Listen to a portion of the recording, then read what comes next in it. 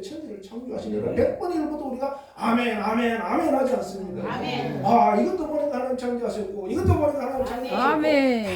그런데 아이고 지난번에도 하나님 창조하셨고 또 창조하셨다 그러네 이러면서 판단한다면 이거는 율법적인 사람이다 이 말입니다. 그 말은 결국 내가 성장을 해야 되는데 성장이 안 되다. 영성이 회복돼야 되는데 회복이 안 돼서 깊어지지 않았기 때문에 내가 판단하고 스스로 그 사람은 뭐 어떻게 되라고 하는 것이 아니라 서로 정죄하고 판단하고 비판하게 되는 겁니다. 그래서 내가 그런 상태가 있다면 나는 율법적인 신앙생활을 하고 있구나 이렇게 하고 빨리 돌이켜야 돼요.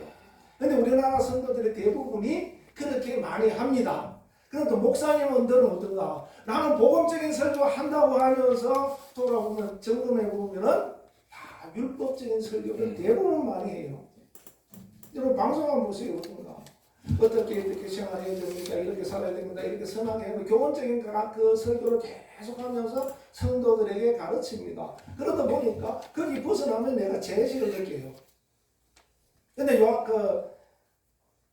요한복음 8장 32절에 진리를 알지니 진리가 너희를 자유케 하리라. 자유케 하리라. 복음은 뭔가 자유하게 하는 거. 복음은 은혜입니다. 예수님께서 이 땅을 대해서 요한을 보니까 은혜 위에 은혜가 있고 은혜와 진리가 충만한 분이더라. 그러니까 주님은 아무리 짜내고 나올 것이 없을 만큼 짜내도 뭐가 나옵니까? 은혜가 나오는 거예요. 아멘. 용서가 나오는 거예요. 아멘. 사랑이 나오는 거예요. 아멘. 우리는 짜내고 은혜 다 보내고 나면 그 안에는 뭐가 나와요? 정죄가 나오는 판단이 나오는 겁니다. 그 율법적인 사람이 되는 거예요. 목사님들도 자꾸 그렇게 가르치는 경우들이 있어요. 그래서 나는 복음을 전했다. 그런데 보면은 율법을 전했다. 그렇게 그것이 점점 가면 어떻게 됩니까? 종교적인 신앙을 형성하게 만들어요. 종교적인 신앙을 형성하게 되면은 하나님과 관계 없는 사람이 된다. 마태복음 7장 21절에 뭐라고 말씀하냐면 주여 주여 하는 자마다 다 천국에 들어갈 것이 아니요 하나님의 뜻대로 하는 자라야 천국에 들어간다라고 말씀하고 있습니다. 그래서 종교적인 신앙이 되면 하나님의 뜻과는 관계없고 내 마음대로 하는 겁니다. 나는 하나님의 말씀대로 했다고 했는데 그게 아니라 내 마음대로 한 것이다. 그래서 우리가 신앙생활 하면서 천역교회로 참 신앙생활 하면서 주님을 접하는 것이 교회입니다. 그래서 교회가 중요합니다.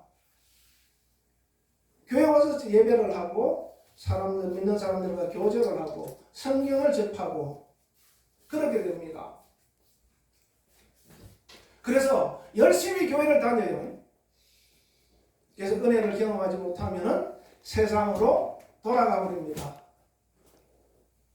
그런데 그 은혜를 경험하고 깊어진 사람은 점점 신앙생활을 잘하게 되는 겁니다. 아멘. 그래서 우리 교회에 온 사람들을 하나님을 어떻게든지 경험하도록 해야 돼요.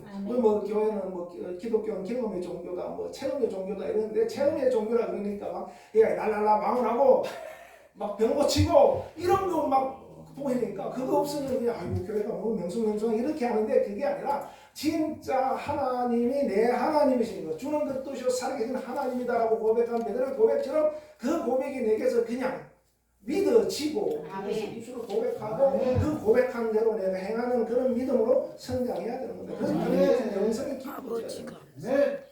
그래서 신앙생활을 쭉 하는데 보면은 어떻게 하냐면은 두 가지가 있어요. 소극적인 신앙생활, 그 다음에 적극적인 신앙생활. 소극적인 신앙생활은 뭐냐면 바로 명시적으로 기록된 말씀 우리 하나님을 예배하고 또 선하게 살고 이런 것들은 그냥 그게 소극적이라 그러니까 나쁘다는 것이 아니라 좀 급수가 낮은 것이 아니라 그 신앙생활의 형태가 그렇다는 겁니다.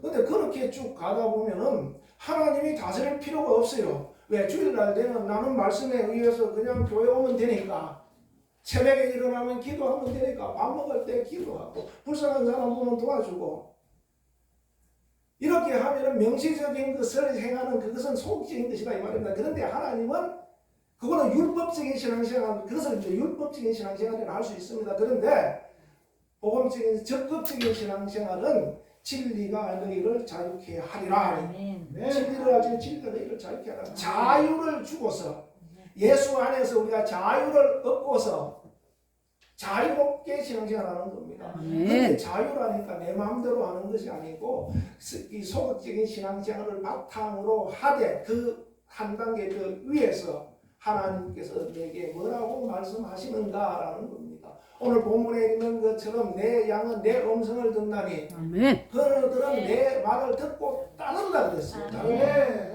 진짜 자유로운 사람은 주님의 음성을 듣고 그 음성을 따라가는 사람이 자유한 사람이다 이 말입니다. 그런데 안 들려요, 그죠?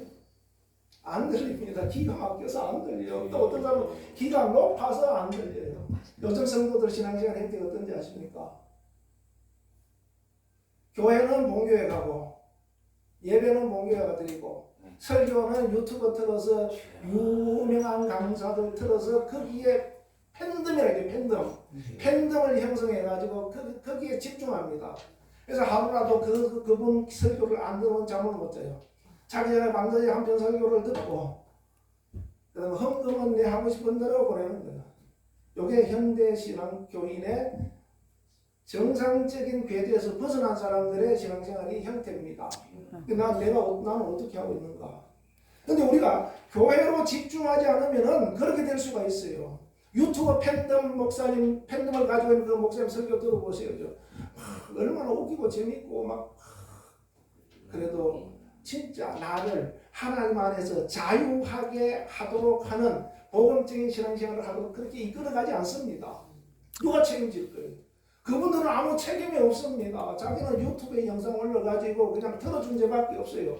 근데 사람들이 모여들어서 인기 강사들 수십만에 수만에 조회 오고 그 제가 아는 어떤 분도 그렇습니다.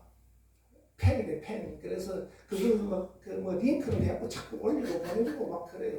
저는 안 보는데 옛날에 유명한 그러니까 지금도 유명하지만 옛날에도 유명한 목사님 좌파 운동하다가 목사님 된 분들 이런 분들 뭔데 바뀌어가지고 전향을 해서 우파 목사가 된 거예요. 그걸 듣고서 신앙생활을 하는데 그분의 가르침을 따라가는 거죠. 이제.